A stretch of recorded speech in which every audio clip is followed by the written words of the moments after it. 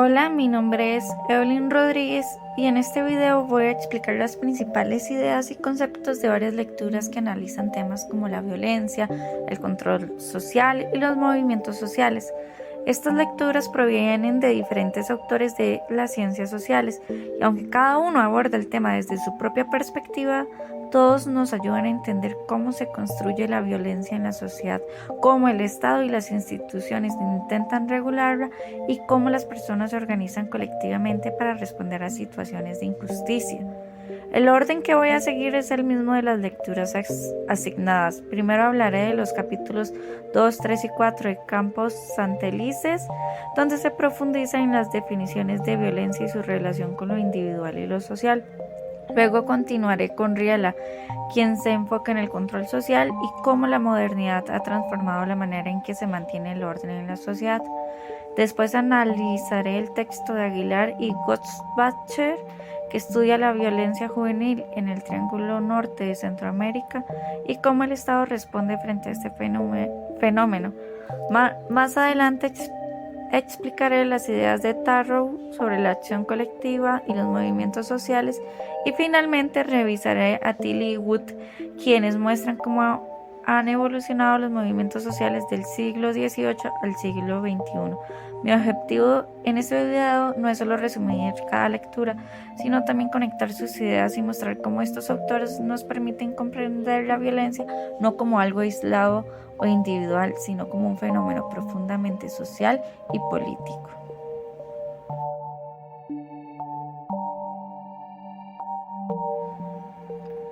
Para la primera lectura tenemos a Campos Santelices 2010 con su capítulo 2, que es ¿qué entendemos por violencia? En este capítulo, Campos Santelices comienza planteando una pregunta fundamental: ¿qué es realmente la violencia? Aunque parece una palabra fácil de entender, en realidad es un concepto complejo y con muchas dimensiones. Lo primero que el autor señala es que la violencia no es solo física. La mayoría de personas piensa en golpes, agresiones o daños materiales. Sin embargo, existen otros tipos de violencia, mucho más sutiles pero igual de dañinas. Campos Santelices menciona varias formas de violencia, por ejemplo, la violencia física, el uso de la fuerza contra el cuerpo, la violencia psicológica o emocional, entendida la que se ejerce a través de humillaciones, amenazas, manipulación o el miedo, así como también la violencia simbólica, imponer ideas o normas que hacen que ciertas personas se sientan inferiores, por ejemplo, estereotipos de género o racismo. Y por último, la violencia estructural, cuando las estructuras sociales generan desigualdad y limitan oportunidades como pobreza, acceso, desigualdad a educación, salud, etc. Es decir, la idea central es la violencia no solo ocurre en acciones individuales, sino que también está presente en las estructuras de la sociedad. Esto es muy importante porque rompe con la idea de que la violencia es solo la culpa de personas malas. No, a veces la sociedad misma produce condiciones violentas. Ahora, la violencia como fenómeno social, no solo como individual, ya que Campos Santelices insiste en que la violencia se construye socialmente. ¿Qué significa esto? Que lo que una sociedad considera violento puede cambiar con el tiempo o según la cultura. Ejemplo, antes era normal castigar físicamente a los niños, hoy se considera como violencia. En algunos contextos, gritar puede ser visto como normal, en otros como agresión. Esto demuestra que la violencia no es solo absoluta, depende del contexto social, cultural e histórico. Por otra parte, la violencia tiene sentido. Otra idea clave del capítulo es que la violencia no es un acto irracional sin sentido. Muchas veces la violencia tiene un propósito. Puede ser una forma de control, de protesta o de reacción ante injusticias. Por ejemplo, el Estado puede usar la violencia para mantener el orden. Una persona puede recurrir a la violencia para defenderse. Un grupo puede protestar violentamente para llamar la atención. Esto no significa que la violencia sea buena, sino que hay que entender sus causas. La violencia es relacional. Campos dice que la violencia siempre ocurre con una relación, no en el vacío, Implica al menos dos actores, alguien ejerce violencia y alguien que la recibe, y muchas veces esa relación está marcada por desigualdad de poder. Entonces, ¿qué tenemos como la idea principal de este capítulo? Que la violencia es un fenómeno complejo, multiforme y socialmente construido. No se puede entender solo desde lo físico o desde el individuo, sino en relación con la sociedad, la cultura, el poder y las estructuras sociales. En el capítulo 3, Campos hace una diferenciación entre los conceptos de violencia, agresión y delito, en los que cuestiona si acaso son lo mismo. Agresión lo entendemos como una conducta o impulso individual, es algo más biológico o psicológico, ligado a emociones como la rabia, el miedo o la frustración. Por ejemplo, si una persona empuja a otra en una discusión, eso puede ser una agresión. Hay que entender que no toda agresión es violencia social. Violencia.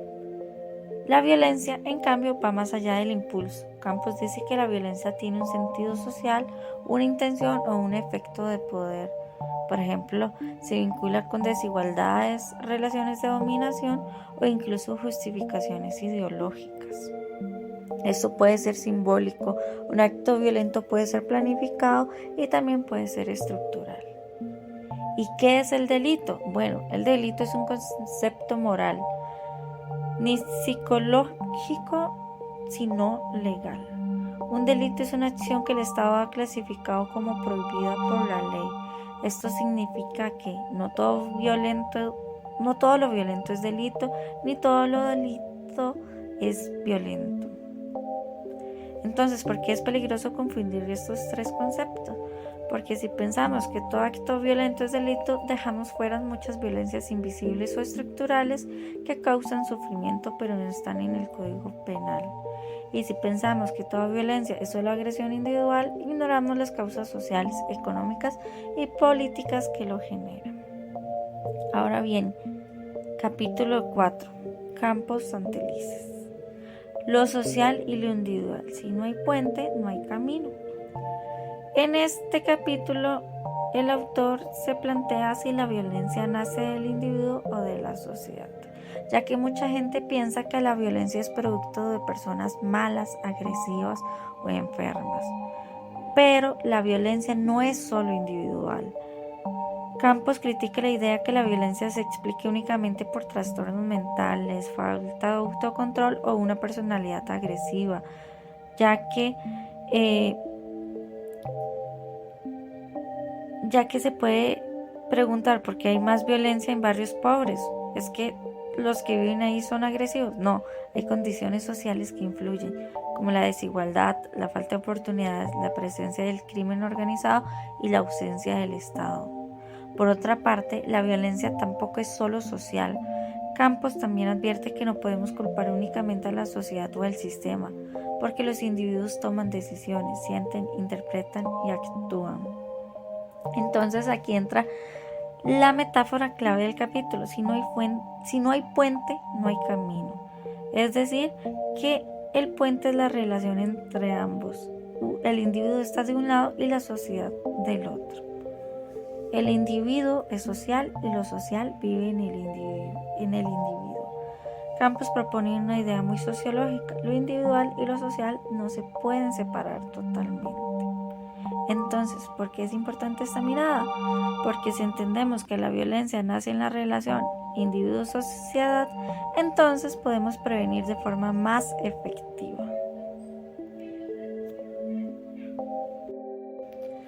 Riela, violencia, modernidad y control social. Este texto responde a una pregunta importante: ¿cómo una sociedad logra que las personas se comporten correctamente y no se maten entre sí? La respuesta es a través del control social. ¿Pero qué entendemos con control social? Riela lo define como el conjunto de mecanismos, normas e instituciones que la sociedad usa para regular el comportamiento de las personas, ya que busca mantener el orden, evitar conflictos y garantizar la convivencia. Estos mecanismos pueden ser de dos tipos: a través del control social informal, o viene también a través de la familia, la escuela, la religión, la comunidad e incluso la opinión social. Entonces, el control social formal viene del Estado, que se hace a través de las leyes, la policía, los tribunales, las cárceles. Es oficial, es escrito y puede castigar. La modernidad cambia el control social. Riel explica que con la modernidad la sociedad se volvió más individualista y las instituciones tradicionales perdieron fuerza. Antes la familia y la iglesia decían cómo debía comportarse. Hoy la gente busca ser libre y decidir por sí misma. ¿Y qué problema surge? Cuando el control informal se debilita y el Estado no logra sustituirlo por completo, aparece el desorden, la incertidumbre y aumento de conductas desviadas. Entonces, ¿de qué manera responde el Estado a la violencia? Muchas veces, en lugar de atacar las causas de la violencia, el Estado se enfoca en castigar. Para esto recurre a más policías, más cárceles, más leyes duras, políticas de mano dura. Pero Riela critica esto porque no resuelve la raíz del problema, criminaliza la pobreza y crea más resentimiento y conflicto. Es decir, el control social no es neutro. No todas las personas son controladas igual. Por ejemplo, a los ricos se les perdonan delitos económicos, a los pobres se les criminaliza por conductas menores. Entonces, ¿por qué aumenta la violencia? Riela concluye que la violencia puede aumentar cuando la sociedad pierde cohesión, el Estado no ofrece oportunidades y existen grandes desigualdades. En otras palabras, cuando el control social es injusto o débil, la violencia emerge. Hasta ahora hemos hablado de cómo se organiza la sociedad, cómo se construyen significados y representaciones, pero ¿qué pasa cuando ciertos grupos sociales son vistos como un problema? Aquí entra la lectura de Aguilar. En esta lectura, el autor analiza la relación entre juventud y violencia en el Triángulo del Norte de Centroamérica, es decir, El Salvador, Guatemala y Honduras. Estos países son conocidos por tener altos índices de violencia y muchas veces se dice que los jóvenes son el problema, pero Aguilar cuestiona esa idea. Lo primero que él señala es cómo la sociedad ha construido una imagen negativa de la juventud. Los medios, la política e incluso la población adulta tiende a etiquetar a los jóvenes como peligrosos, vagos o delincuentes. Y cuando se generaliza esta imagen se crea estigmatización. Aguilar dice que la violencia no surge porque los jóvenes quieran ser malos, sino porque viven en contextos muy difíciles. Algunas de las causas son la pobreza y la desigualdad, la falta de oportunidades de estudio o empleo, exclusión social, familias fragmentadas o migración y estados débiles que no protegen ni brindan apoyo. También critica a las políticas de mano dura. Frente al problema de la violencia, muchos gobiernos han aplicado políticas llamadas mano dura. Esto incluye militarización, redadas, cárcel para jóvenes y más policía. Pero Aguilar critica esto fuertemente. ¿Por qué? Porque estas políticas no resuelven el problema de fondo, solo castigan los síntomas. Así que el autor busca un cambio de enfoque. En lugar de criminalizar, propone un cambio importante, pasar de ver a los jóvenes como enemigos a verlos como aliados. Él habla de una seguridad ciudadana juvenil. Entonces, mediante esto se busca cambiar la narrativa social. Aguilar también habla del papel de los medios. Dice que si los medios siguen mostrando solo al joven delincuente, la sociedad va a seguir teniendo miedo. En cambio, si se muestran jóvenes que estudian, trabajan, lideran proyectos, eso cambia la percepción. Cambiar el discurso es parte de cambiar la realidad. La lectura 4 de Tarrow centra su eje en por qué y cómo las personas se unen para actuar juntas y formar movimientos sociales.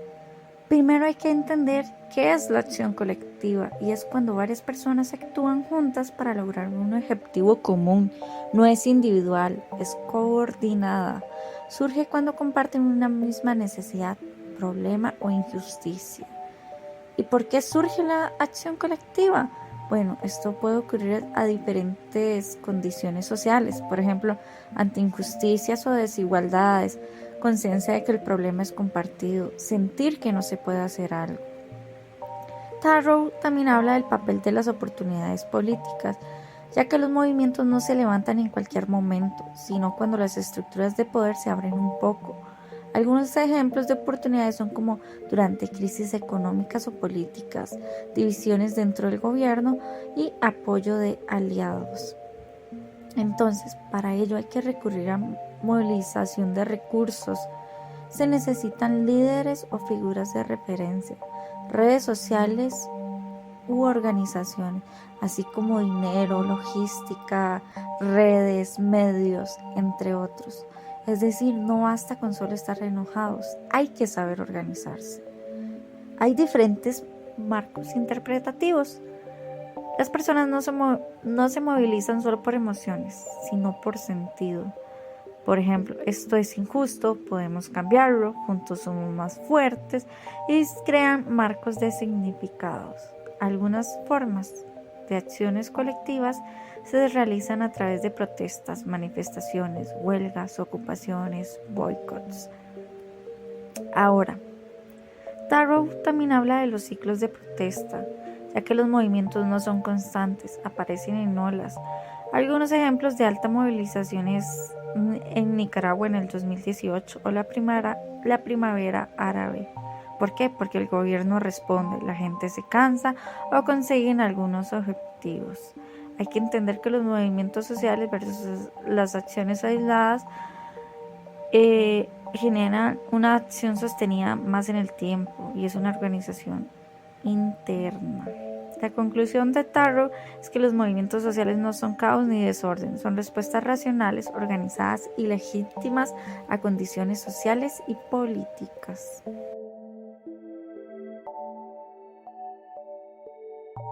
Tilly y Wood, en el capítulo 5, donde analizan cómo los movimientos sociales entran al siglo XXI, explican que estos no desaparecen, sino que se transforman según el contexto político, tecnológico y cultural.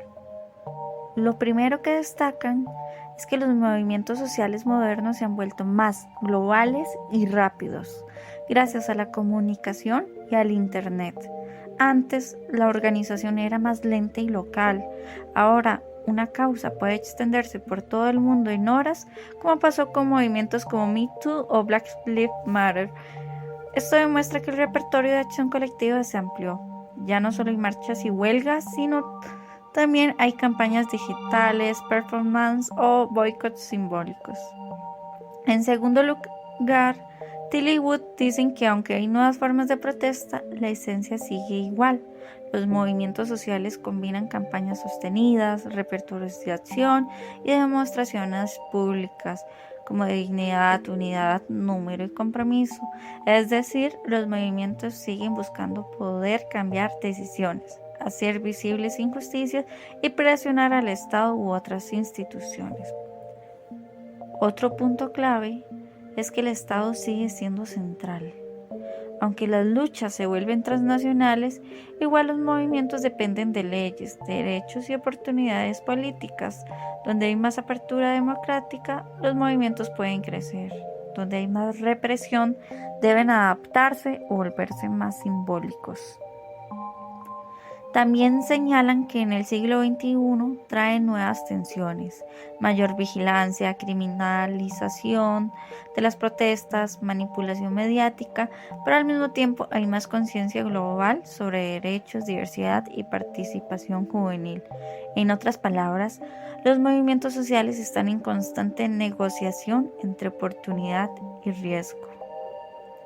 Finalmente, Tilly y Wood concluyen que los movimientos siguen siendo una forma legítima de acción política, no un estorbo. Son parte normal de las democracias modernas, y una herramienta para que los ciudadanos expresen demandas colectivas.